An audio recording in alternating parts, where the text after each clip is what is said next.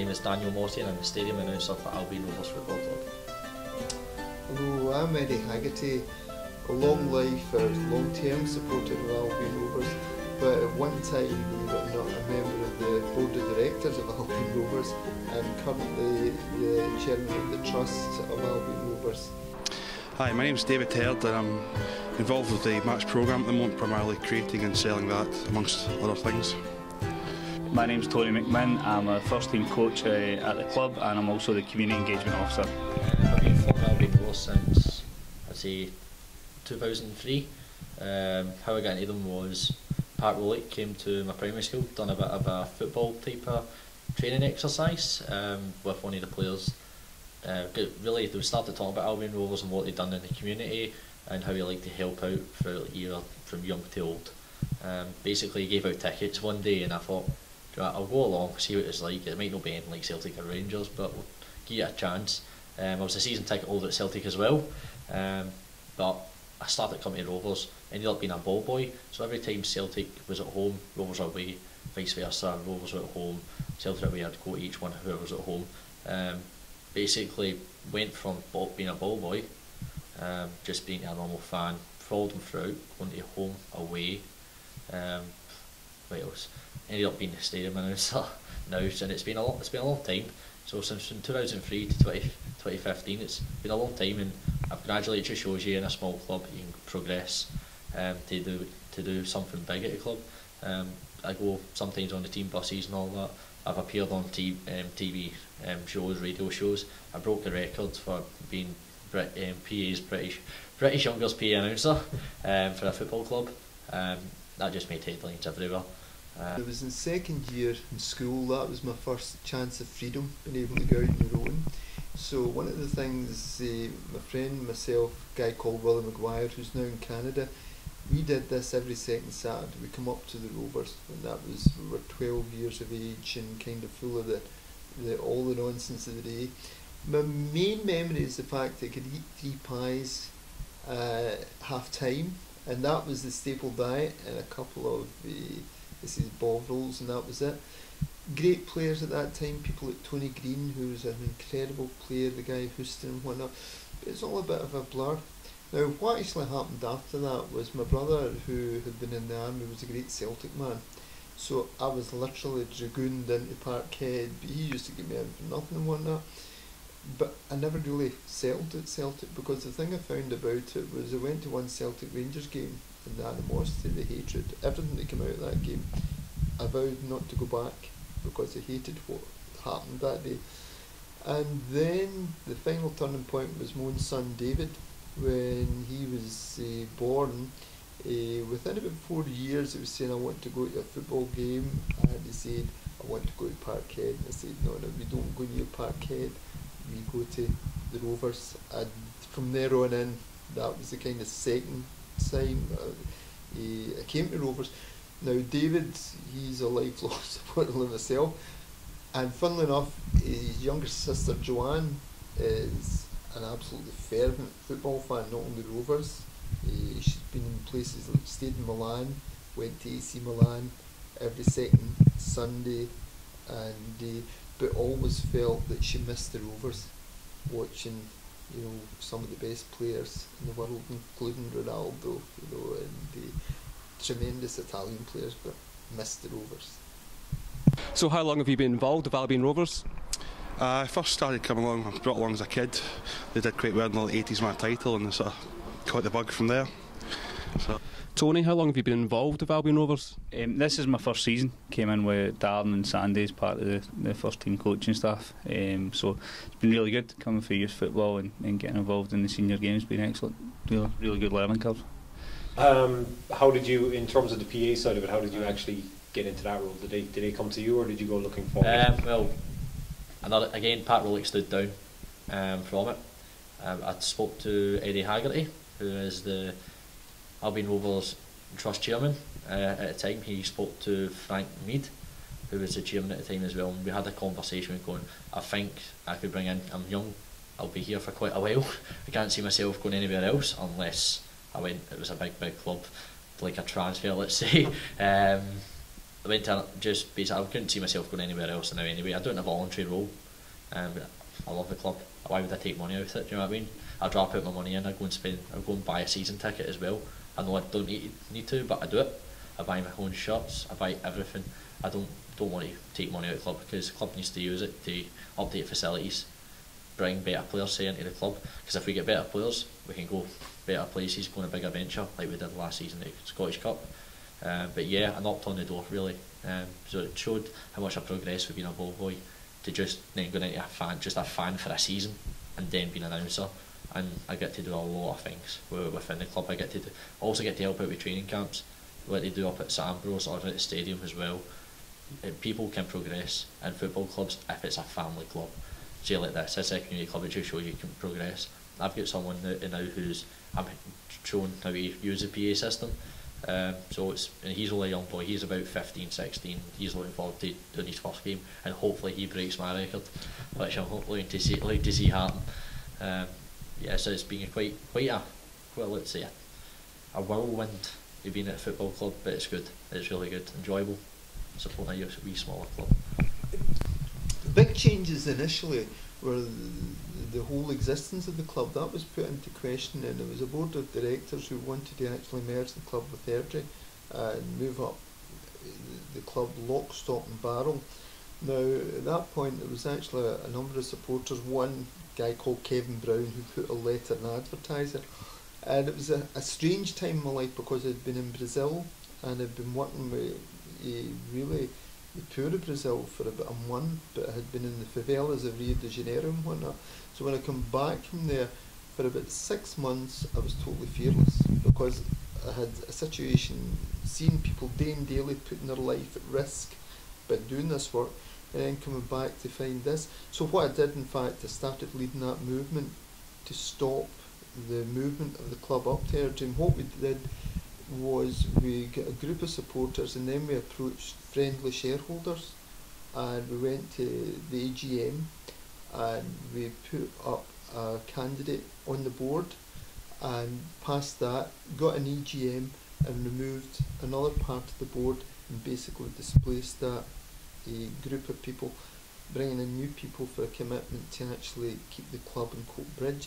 So that was a fundamental part of my support. On the playing side of it, I would say the promotion, but I can remember that was back in '89. There was a strange mixture of emotions that time. I can remember it was a critical game, and it was up in Stirling where we actually had to win the game. Won the game, but as we came out, turned on the radio to find out about the Bradford fire, and that was one of these moments that stuck with me, because it was that terrible feeling of elation knowing you were going to be promoted, but at the same time hearing about this horrible tragedy. The Rovers is always a kind of club that you never have what you would say just an easy life. It's always euphoria, depression. There's no kind of in between, and that's part of the love of it. I mean, one of the times we were actually in a playoff, and I was in a cruise just off southern Italy, and my daughter was keeping me in contact with what was going on in the field. And the last text, which is she put, say, it's gone to penalties, I'm away to be sick. We won through in the penalties with a ball coming off the top of the bar into the net, and she phones through screaming down the phone. I'm screaming in the middle of this cruise liner where this kind of Blue Rinse Brigade are kind of having an afternoon nap, and so that's the kind of type of life you lead when you're a Rovers supporter. It's been you've seen a few things over the years, I can imagine. Yes. Well, one championship, one promotion, and a couple of successful playoffs, so it's not too bad for 25, 30 years, I think. What's the role here? What are the two roles involved? Basically, they're completely separate. Match day, Tuesday night, Thursday night, was involved with first team during the week. It's kind of my job to build, a community programme. It's kind of from scratch. We've not got anything, so it's good to have just a blank canvas and just go for there. It's been really enjoyable so far. There's been a lot of changes. We've went from from fan base, go to the first point, from fan base we went from 300 average to 500 within 2 seasons. Been a lot of changes within the chairmans. Within 3 seasons there have been 3 chairmans. Within the club you can see yourself if you go out in the stadium, if you go for a picture from 2 seasons ago to now, you've got a new terracing getting built, there's a terracing over there starting to get redeveloped again. You've got all the sports, all the boards around the stadium as well we never had. We've got the investment coming in, we've got money starting coming as well, so if we went knock on doors, there are sponsorship there and people are taking notice now of the club. Basically I can't see nobody else taking notice because we're making ourselves known through on Facebook, Twitter. We've got more followers on Twitter than we do a lot of the higher SPFL League 1 Championship teams. Reason being, we're more focused on the fans. We like to have a laugh with our fans. We like paddy power for football. Let's just say we like to have a laugh and a joke with our fans. We don't go out swearing and all that, but we have a laugh and a joke. I also do that as well. I've run the Twitter page and the Facebook pages. So we like to have a laugh. We don't like to just sit there, just update the scores. We like to have a bit of interaction with the fans, try and get a manager Q&A on it as well. It's not just I will just be simple, nothing boring old football club like Celtic or Rangers. Well, Rangers are near the bone. They're a bit of fun. But yeah, it's pretty good. You need to follow a small football club to get a bit of excitement into yourself. If you follow someone big, you're sitting there, you're known as a number. Come with a football club, Albion Rovers, and you're known as a person, and you can progress to be whatever you want to be within a football club. Because you never know, one day you could be sitting as a ball boy, but not taking it as myself, but you can sit as a ball boy, next thing you know you could be a director because you've been with the club so long. Now basically went from a ball boy to PA announcer, and as I said, you do the Twitter and the Facebook page as well. So I'm quite happy, to be honest. I'm smiling now, as you know, because I love the club. Can't say you don't if you're truly coming up to these sort of things, help the club out. You need to be there to be part of a football club. You can't just stay at home.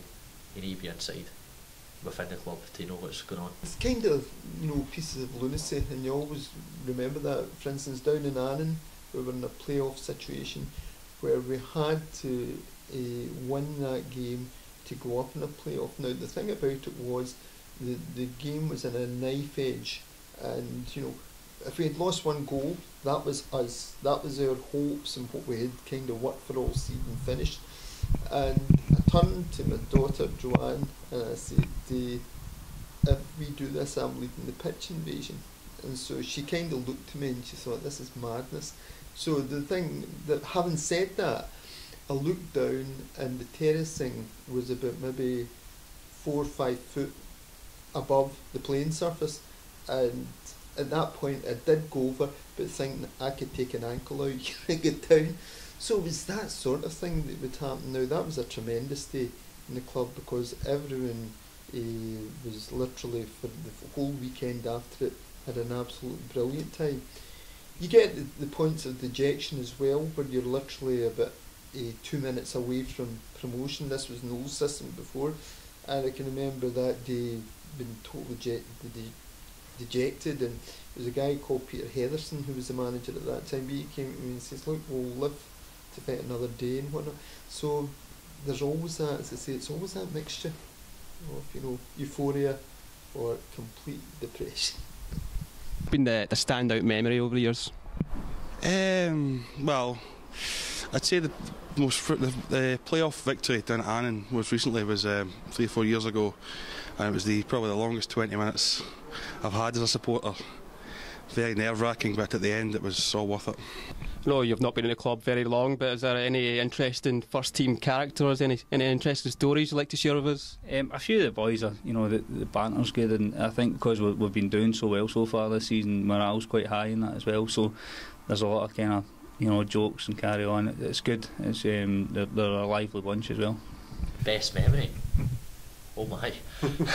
I've got a couple. Can I say them? Yeah. If you want to.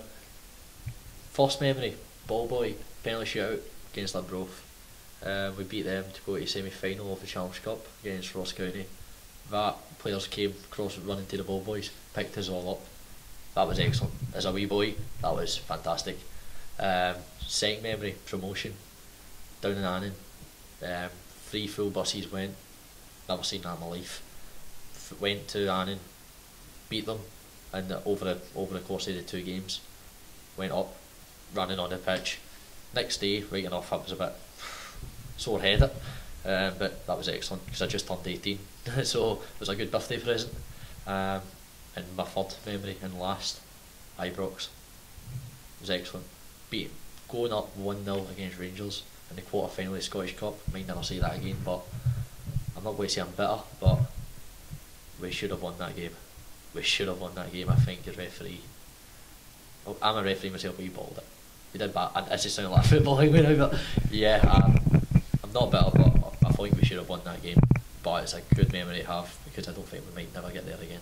I do at this level as well. For instance, if we go up to places like Elgin, the supporters, the people around that club are just so friendly, so nice.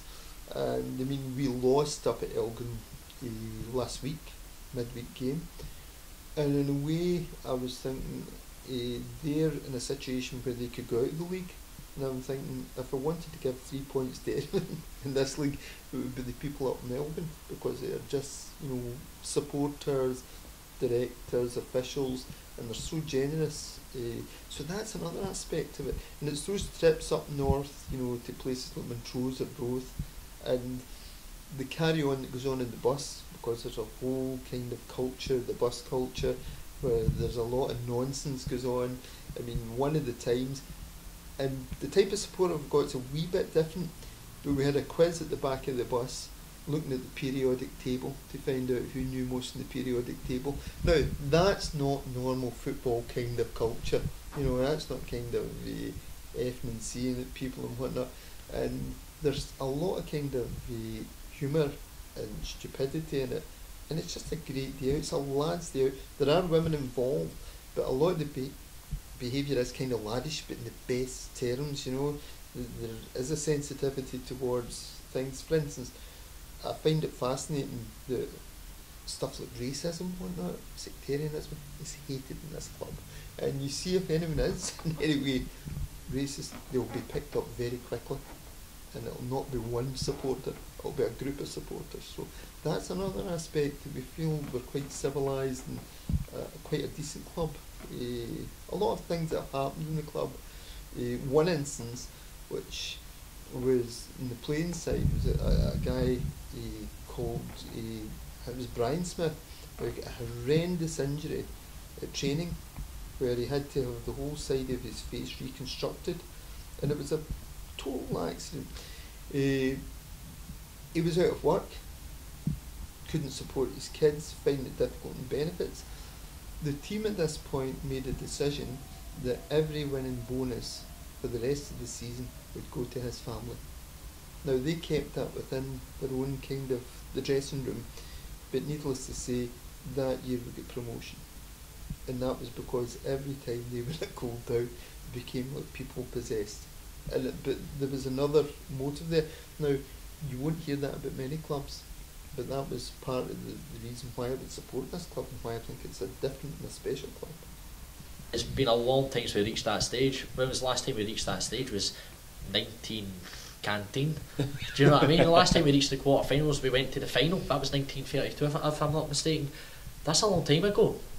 That's very over about 80 years ago, 90 years ago. That's a long time. It's hard for a wee team like Albion Rovers. It's going to be a difficult progress to do that, but I think what we need to concentrate on now is the league. I think we've got a team strong enough to win the league. We've had a slight decrease in form, but I think we can crack on, win against Clyde, win today against Clyde, and if we beat them, we can try and maybe, you never know, if a result goes our way against them both, could be top of the league by the end of the day. I think it's having a pride not just in your club, but in the whole sense of community, and the fact that, obviously Albion Rovers is a Coatbridge club. It's got tremendous heritage, it's got tremendous people who have come through it, so it's making kids not only proud to be Rover supporters, but to be part of a town which has got great heritage, great people. And the other thing that I have to say is a real kind of a step away from sectarianism, and that within this area I think is critical, because Celtic Rangers, people will say to me, who do you want to see win? And I say neither. Because what they stand for as clubs is built on a kind of, just a tribalism, which this is not what we're about, anything but. And that thing that, you're either a Ger or a Tim, I hate that with a loathing. And the thing about it is that once kids come here and they become Rovers people, that goes into the background and see it for what it is, which is quite shallow, because there's far more things happening here which are more interesting, and it's a great place to be, because the thing is that kids will be made a fuss of by the adults. They feel safe, they don't hear much language. I'm not saying we're perfect, but again, situations where certain language is used, stewards will go to people, say stop it. If they don't stop it, I've seen a situation where a fan had to put a letter of apology to the chairman of the club, come and meet the chairman of the club before he was reinstated. Now that to me is a value system I think is well worth holding on to, and which we respect. I'm not saying you go out to that terrace and you'll find it lovely white and whatnot, no, but there are limits, and we will kind of try, and say no, you don't go beyond that. This board is really about the heritage of the club from the very, very early days. 1882, that's when we were formed. This was one of the first successful Rover teams that kind of existed, and they won the Airdrie Charity Cup, beating their local rivals Airdrie. We loved doing that, but this was way back 1892.